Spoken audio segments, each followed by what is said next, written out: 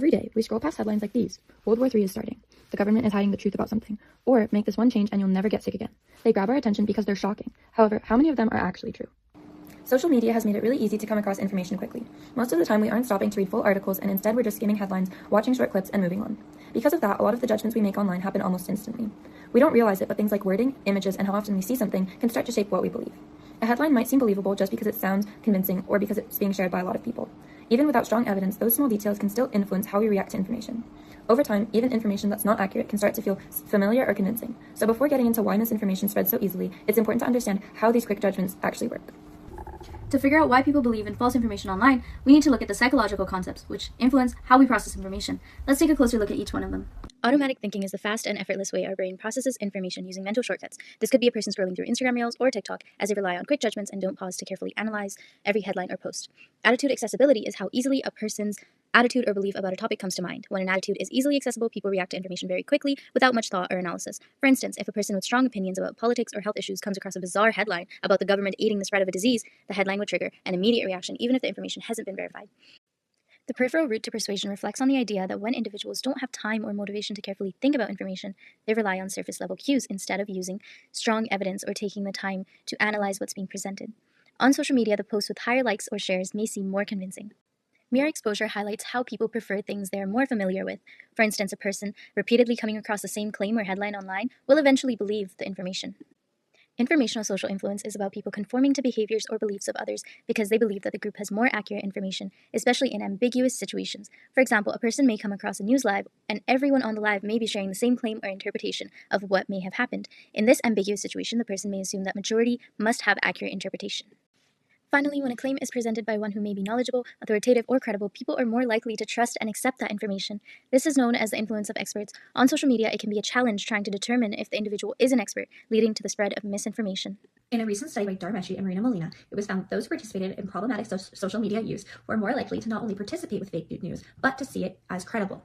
The duo was able to discover that those who find their daily lives regularly impacted by the use of social media were also more vulnerable towards fake news. This is important because social media has a very specific positive reward system, which grants likes and followers to those who frequently participate in it, creating a cycle which leads users to increasing their screen time, in turn increasing their vulnerability. One of the major intrigues of social media is the effect it plays on peripheral routes of persuasion. Through grabby headlines and attractive faces, our attention is captivated by thumbnails, allowing the formulation of new schemas.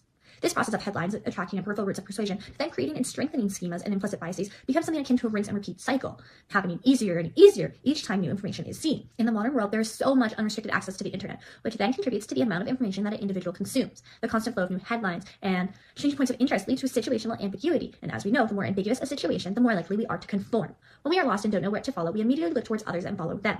This can be very harmful, especially when social media is involved, because the people that we are following are simply following someone else. We are also more likely to follow someone that is a perceived expert. This is once again dangerous, however, because we often contribute the term expert to those who simply have the highest follower count and not those who actually hold credibility. So, what do we do with this? After seeing how misinformation spreads and why our brains are so quick to believe it, it is clear that none of us are immune. I've definitely caught myself scrolling or clicking on a flashy headline or shocking thumbnail or something like that and believing it before realizing it wasn't true. And that's exactly how misinformation works. It relies on those fast and automatic processes that we rely on every single time. The real question becomes, how do we prevent it? One of the most effective steps is simply slowing down. Automatic thinking is quick because we don't stop to process details. When we pause, we give controlled thinking, the conscious, intentional, effortful kind, a chance to kick in. Even a few seconds of questioning can shift us from reacting automatically to analyzing more carefully. Asking things like, where is this coming from, or is there real evidence, helps weaken the influence of surface-level cues, such as likes, shares, or dramatic wording. Our habits also matter. Constant scrolling keeps us in automatic thinking mode, which makes misinformation even easier to accept. Being aware of how much time we spend online and how it affects our thinking is an important part of protecting ourselves. Conformity and familiarity play big roles too. One way to reduce the effect is to diversify what we consume. In my life, I used to only watch Marvel content. And because of that, I would believe anything negative about the DC universe. But once I started diversifying my different sources of knowledge, I've become someone who likes both universes. And now I'm far less likely to accept a new claim without thinking. More perspectives mean fewer blind spots and fewer opportunities for misinformation to slip through. And finally, we need to be careful about who we trust online. Not everyone who looks like an expert actually is one. High follower counts, confident delivery, or polished videos can make someone seem credible even when they really aren't. Real experts rely on evidence. So before accepting a claim, it helps ask, is this person actually qualified? And are they looking at evidence? Misinformation spreads easily, but it doesn't have to spread through us. By slowing down, questioning what we see, and being intentional about what we share, we can make social media a safer and more reliable place for everyone.